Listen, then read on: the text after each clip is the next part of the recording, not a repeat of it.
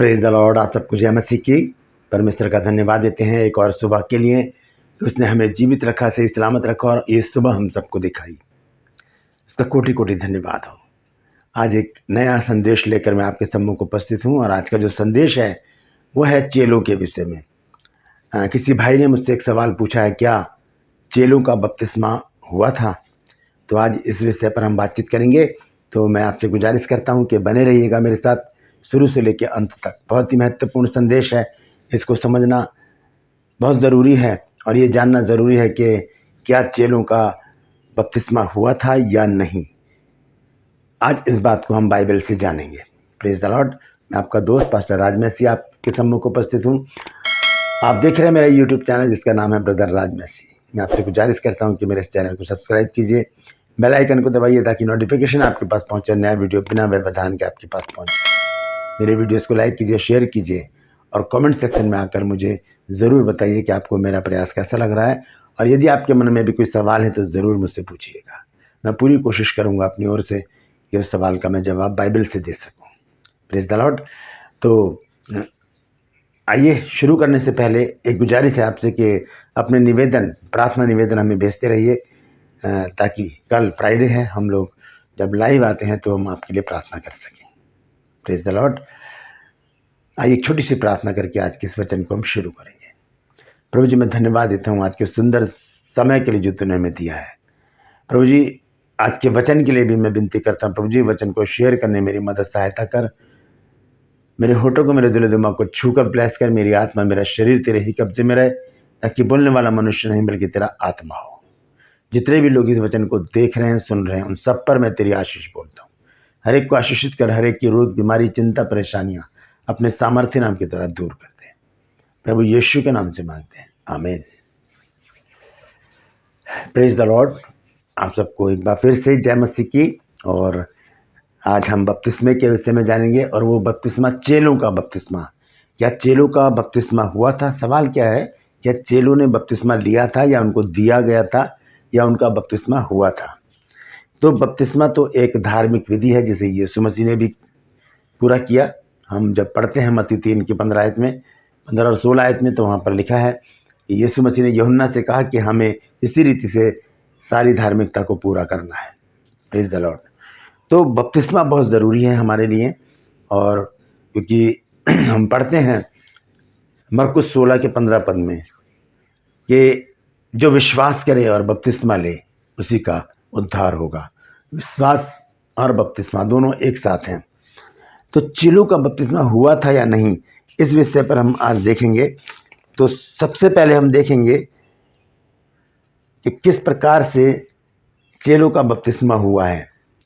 मैं आपको बता दूं कि चेलों का बपतिस्मा हुआ है। चेलों के 2 बपतिस्मे हुए, एक पानी का बपतिस्मा और एक पवित्र आत्मा का बपतिस्मा। इन दोनों को हम बाइबल से देखेंगे, तो बने रहिएगा मेरे साथ। बहुत महत्वपूर्ण शिक्षा है ये, आपके लिए और मेरे लिए बहुत ज़रूरी है इस बात को जानना। तो सबसे पहले हम देखेंगे कि चेलों को यीशु मसीह के द्वारा किस प्रकार से बपतिस्मा दिया गया। फिर उसके बाद मैं खोलकर बताऊंगा कि इसे कैसे माना जाए। हम सबसे पहले देखेंगे मत्ती की पत्री 14 अध्याय और उसके 22 पद से मैं पढ़ूंगा। यहाँ इस प्रकार से लिखा है, और उसने तुरंत अपने चेलों को बरबस नाव पर चढ़ाया कि वे उससे पहले पार चले जाएं, जब तक कि वह लोगों को विदा न करे। वह लोगों को विदा करके प्रार्थना करने को अलग पहाड़ पर चढ़ गया और सांझ को वहाँ अकेला था। उस समय नाव झील के बीच में लहरों में डगमगा रही थी। नाव में इसमें 12 चेले बैठे हैं, ठीक है, क्योंकि हवा सामने की थी। और वह रात के चौथे पहर झील पर चलते हुए उनके पास आया। चेले उसको झील पर चलते हुए देखकर घबरा गए और कहने लगे, वह भूत है, और डर के मारे चिल्ला उठे। यीशु ने तुरंत उनसे बातें की और कहा, ढाढ़स बांधो, मैं हूं, डरो मत। पतरस ने उसको उत्तर दिया कि हे प्रभु, यदि तू है तो मुझे अपने पास पानी पर चलकर आने की आज्ञा दे। उसने कहा, आ। आप ध्यान से सुनिएगा। तब पतरस नाव पर से उतरकर यीशु के पास जाने को पानी पर चलने लगा, पर हवा को देखकर डर गया और जब डूबने लगा तो चिल्ला कर कहा, हे प्रभु मुझे बचा। जब डूबने लगा तब क्या कहा? हे प्रभु मुझे बचा। यीशु ने तुरंत हाथ बढ़ाकर उसे थाम लिया और उससे कहा, हे अल्पविश्वासी, तूने क्यों संदेह किया? जब वे नाव पर चढ़ गए तो हवा थम गई। ये था बपतिस्मा चेलों का।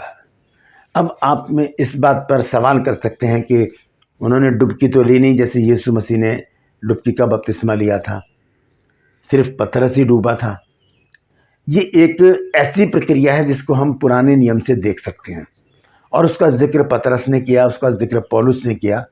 वो मैं आपको पहले बाइबल से बताऊंगा, तब आप समझ जाएंगे कि ये एक प्रकार से चेलों का बपतिस्मा था। जब वो झील में पानी के लहरों में फंस गए थे और पतरस डूब भी गया था, तो ये एक बपतिस्मा था यीशु मसीह की तरफ से। इसलिए यीशु मसीह ने पहले उनको भेजा और यीशु मसीह वहाँ प्रार्थना करने के लिए रुक गए। हो सकता है कि यीशु मसीह ने उनके बपतिस्मे के लिए प्रार्थना की हो। तो आइए देखेंगे इस प्रक्रिया को कि किस प्रकार से हम पुराने नियम में देखते हैं, क्योंकि बपतिस्मा जो शब्द है वो पुराने नियम में नहीं मिलता, वो सिर्फ नए नियम में पाया जाता है। ये यूनानी शब्द है, बैप्टो से, जो शब्द है बैप्टो, उससे ये शब्द लिया गया है। इसका अर्थ है डूब जाना। तो ये जो बपतिस्मा है चेलों का, ये स्पेशल है, ये विशेष बपतिस्मा था। आइए देखेंगे किस प्रकार से हम इसको समझ सकते हैं। सबसे पहले हम देखेंगे मूसा का बपतिस्मा। पहला कुरिन्थियों 10 अध्याय पहली आयत से मैं पढ़ूंगा। पहला कुरिन्थियों 10 अध्याय पहली आयत से सुनिए क्या लिखा है। हे भाइयों, मैं नहीं चाहता कि तुम इस बात से अज्ञात रहो कि हमारे सब बाप दादे बादल के नीचे थे और सब के सब समुद्र के बीच से पार हो गए, और सब ने बादल में और समुद्र में मूसा का बपतिस्मा लिया। यहाँ पर पौलुस जिक्र कर रहा है मूसा का बपतिस्मे का, लेकिन जब हम देखते हैं कि जब इस्राएलियों को मूसा जब निकाल कर लेकर आ रहा है तो समुद्र जो है वो दो फाड़ हो गया था। वो बीच में से निकले थे, वो डूबे नहीं थे, उसके पानी के बीच में से निकल गए और वो उनका बपतिस्मा हो गया। यहाँ पर साफ कहता है संत पौलुस दूसरी आयत में, और सब ने बादल में और समुद्र में मूसा का बपतिस्मा लिया। ये बपतिस्मा था। ऐसे ही चेले भी जब झील में जा रहे थे नाव पर, तो ये उनका बपतिस्मा था। वहाँ पर पतरस डूबा भी था। इसी प्रकार से हम देखते हैं पहला पतरस और उसका 3 अध्याय, यहाँ पर नूह के बपतिस्मे के बारे में बताया गया है। पहला पतरस 3 अध्याय, और मैं पढ़ूंगा उसकी 18 पद से। यहाँ पर इस प्रकार से लिखा है, इसलिए कि मसीह ने भी अर्थात अधर्मियों के लिए धर्मी ने पापों के कारण एक बार दुख उठाया ताकि हमें परमेश्वर के पास पहुंचाए। वह शरीर के भाव से तो घात किया गया, पर आत्मा के भाव से जिलाया गया। यीशु मसीह के विषय में बातचीत हो रही है। उसी में उसने जाकर कैदी आत्माओं को भी प्रचार किया, जिन्होंने उस बीते समय में आज्ञा न मानी, जब परमेश्वर नूह के दिनों में धीरज धरकर ठहरा रहा। नूह के दिनों की बात पतरस यहाँ पर कर रहा है। लिखा है धीरज धरकर बैठा रहा, और वह जहाज बन रहा था जिसमें बैठकर थोड़े लोग अर्थात 8 प्राणी पानी के द्वारा बच गए।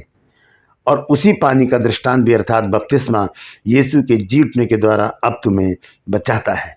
उससे शरीर के मैल को दूर करने का अर्थ नहीं है, परंतु शुद्ध विवेक से परमेश्वर के वश में हो जाने का अर्थ है। तो ये 8 प्राणियों का बपतिस्मा कैसे हुआ? वो जहाज में है और जहाज पानी में से गुजरा, ऊपर से बारिश हो रही है, नीचे से सोते फूट गए हैं, पानी ही पानी है चारों तरफ, और इन 8 लोगों का क्या हुआ? वहाँ पर बपतिस्मा हुआ। Praise the Lord. इसी तरह से हम देखते हैं योना के विषय में। जब योना को परमेश्वर ने निनवे में भेजा तो वो तर्शीश जाने वाले जहाज में बैठ गया और नीचे जाकर सो गया, और तब परमेश्वर ने प्रचंड वहाँ पर आंधी चलाई, और ऐसी घटनाक्रम हुआ कि जो मल्लाह लोग थे उन्होंने योना को पानी में फेंक दिया, और वो 3 दिन तक पानी में रहा, मछली के पेट में रहा। और जब 3 दिन बाद उसे पानी के बाहर उतारा गया तो वो उसका बपतिस्मा था। और बपतिस्मे के बाद उसने एक सेवकाई शुरू की और निनवे में जाकर उसने प्रचार किया, मन फिराओ क्योंकि स्वर्ग का राज आ गया है। वो पाप में डूब गया था वो शहर, और उसमें 1,20,000 लोग थे, वो सब के सब बदल गए। ये था योना का बपतिस्मा। इसी तरह से चेलों का बपतिस्मा हुआ मत्ती 14 अध्याय में, जब वो झील में जा रहे थे और पतरस ने पानी पर चलते हुए जब हवा को देखकर वो डर गया तो वो भी डूबने लगा, तब यीशु मसीह ने उसको बचाया। तो ये चेलों का पहला बपतिस्मा था पानी के द्वारा। फिर उसके बाद हम देखते हैं प्रेरितों के काम 1 अध्याय में क्या लिखा है। प्रेरितों के काम 1 अध्याय के 4 और 5 पद को मैं पढ़ूंगा। यहाँ लिखा है और उनसे मिलकर उन्हें आज्ञा दी, यानी कि यीशु मसीह ने चेलों से मिलकर उनको आज्ञा दी कि यरूशलेम को ना छोड़ो, परंतु पिता की उस प्रतिज्ञा के पूरे होने की बाट जोते रहो जिसकी चर्चा तुमने मुझसे सुन चुके हो, जिसकी चर्चा तुम मुझसे सुन चुके हो।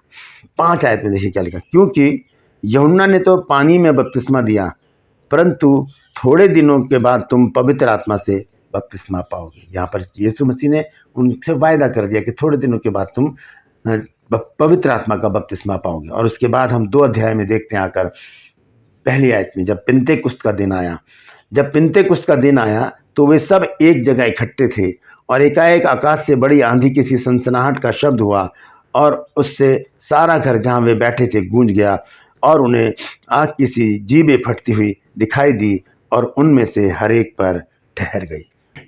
तो ये था चेलों का पवित्र आत्मा का बपतिस्मा। तो चेलों का भी बपतिस्मा हुआ। हम इस भ्रम में ना रहें कि उनका बपतिस्मा नहीं हुआ था और उन्होंने वैसे ही सेवकाई शुरू कर दी। नहीं, हमने देखा है कि झील में जब वो जा रहे थे, यीशु मसीह ने उनको पहले भेज दिया।